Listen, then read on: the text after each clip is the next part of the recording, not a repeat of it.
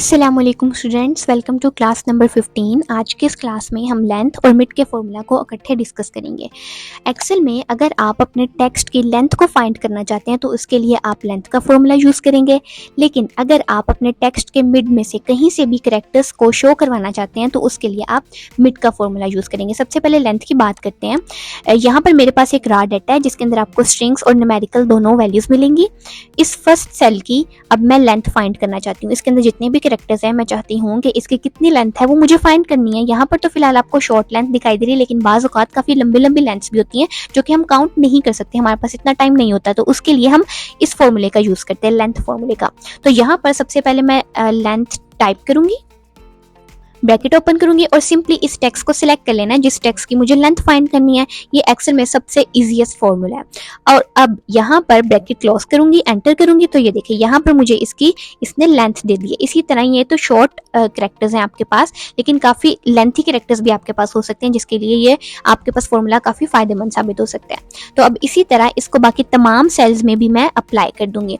अब आप यहाँ पर एक चीज़ नोट करें, ये न्यूमेरिकल वैल्यूज़ में तो कोई स्पेस नहीं आ रही, तो इसलिए यहाँ पर तो आपको कोई कन्फ्यूजन नहीं होगी। लेकिन यहाँ पर स्ट्रिंग की अगर बात करें तो इस स्ट्रिंग के अगर आप टोटल कैरेक्टर्स काउंट करें तो वो 8 कैरेक्टर्स है, लेकिन यहाँ पर आपको 9 शो करवा रहा है। यहाँ पर एक दफ़ा वीडियो स्टॉप करके काउंट जो कैरेक्टर्स है वो काउंट करके भी देख ले। लेकिन यहाँ पर 9 क्यों शो करवा रहा है, उसकी वजह ये है कि यहाँ पर ये स्पेस को भी काउंट करे, क्योंकि एक्सेल में स्पेस भी एक कैरेक्टर है, स्पेस को भी कैरेक्टर के तौर पर शो करवाया जाता है, इसीलिए यहाँ पर ये 9 रिटर्न कर रहा है। अगर यहाँ पर मैं ये स्पेस खत्म कर दूं, बिल्कुल कंबाइन करके दोनों स्ट्रिंग्स को लिख दूं और अब एंटर करूं तो यहाँ पर आपको 8 शो करवाएगा।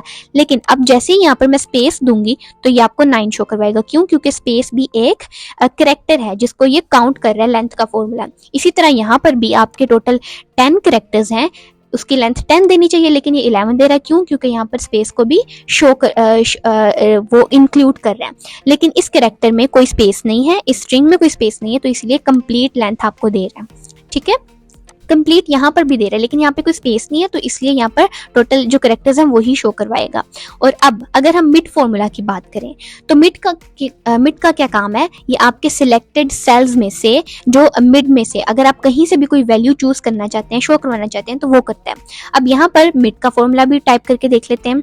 मिड ब्रैकेट ओपन करेंगे और इस सेल को सिलेक्ट करेंगे जिस सेल के मिड में से आपको वैल्यूज को लेना है, कैरेक्टर्स को एक्सट्रैक्ट करना है। ठीक है, और कॉमा देने के बाद अब स्टार्ट वैल्यू, मैं किस वैल्यू से स्टार्ट करना चाहती हूँ, यहाँ पर मैंने वो वैल्यू देनी है जिस वैल्यू से मैं स्टार्ट करना चाहती हूँ। अब आपने ये चीज़ याद रखनी है कि आपने फॉर एग्जांपल यहाँ पर अगर मैं 6 से स्टार्ट करना चाहती हूँ तो यहाँ पर मैं 6 नहीं दूंगी, क्योंकि यहाँ पर मुझे वो वैल्यू देनी पड़ेगी, जो भी वैल्यू मुझे यहाँ पे देनी है ना, मुझे उसकी यहाँ पर पोजीशन नंबर देना पड़ेगा।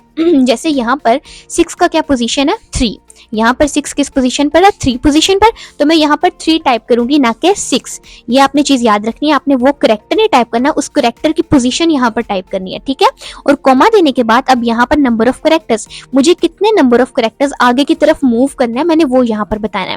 फॉर एग्जाम्पल मैं यहाँ पर सिर्फ 8 तक मिड से सिर्फ 8 तक मैं वैल्यू लेना चाहती हूँ, मतलब मिड से मैं कौन सी वैल्यू यहाँ पर शो करवाना चाहती हूँ, मिड का फॉर्मूला यूज करते हुए 6, 5, 8, तो यहाँ पर मुझे सिर्फ 8 तक चाहिए। तो कितने कैरेक्टर्स आगे मूव किया, 1, 2, 3 कैरेक्टर्स मूव किया, यहाँ पर दोबारा 3 टाइप किया, ब्रैकेट क्लोज की, एंटर किया, तो ये देखें 6, 5, 8 यहाँ पर शो हो गया। लेकिन अब यहाँ पर मैं अपनी चेंज भी कर सकती हूँ। फॉर एग्जांपल यहाँ पर मुझे 3 कैरेक्टर्स नहीं 4 कैरेक्टर्स मूव करना है, तो यहाँ पर अब क्या शो होगा, 6, 5, 8, 6।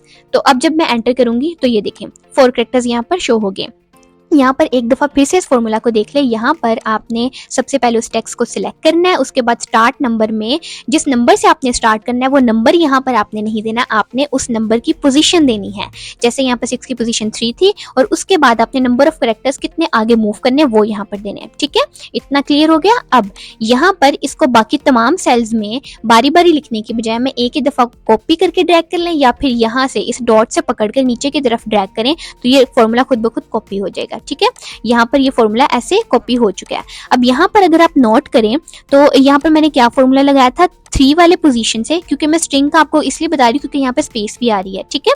तो इसको थोड़ा सा क्लियर करके आपको बता रही हूँ। सबसे पहले तो हमने उस टेक्स्ट को सिलेक्ट किया जो कि ये था, उसके बाद कॉमा के बाद 3 क्या थी, इस टेक्स्ट की पोजीशन थी, जिस कैरेक्टर को मैंने यहाँ पे शो करवाना उसकी पोजीशन थी। और यहाँ पर अगर देखें तो 1 2 3 पोजीशन पर आई कैरेक्टर आ रहा है, और उसके बाद कॉमा के बाद कितने कैरेक्टर आगे मूव किया है, 4 कैरेक्टर, मतलब आई हमारा 1, स्पेस हमारी 2 क्योंकि स्पेस को भी काउंट करना है, ए हमारा 3 और एस हमारा 4, ठीक है। मतलब एस तक जाएगा, आई स्पेस ए एस, ये हमारा शो यहाँ पर होगा। अब जब यहाँ पे एंटर करके देखोगे ना तो ये देखें आई स्पेस उसके बाद ए और एस, ठीक है। इसी तरह इन बाकी सेल्स में भी ऐसे ही अप्लाई किया गया जी। तो उम्मीद करती हूँ आपको ये क्लास पसंद आई होगी, आपको समझ आई होगी लेंथ और मिड फॉर्मूला की।